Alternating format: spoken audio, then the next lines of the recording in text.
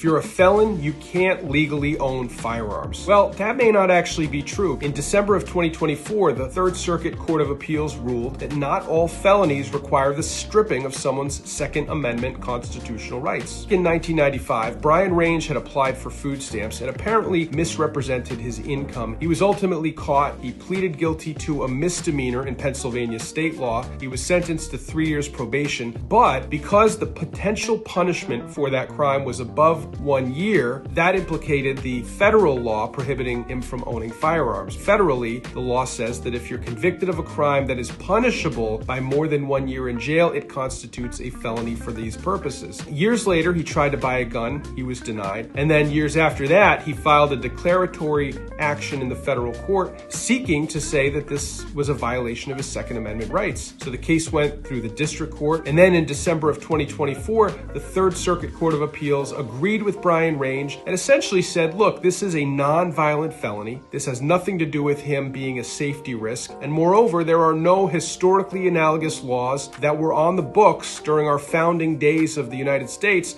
that would allow for this type of law today to prohibit him. Essentially, as applied, this felon in possession law is unconstitutional. This is likely to open the floodgates for a lot of people who were previously prohibited from owning firearms to have their Second Amendment rights restored.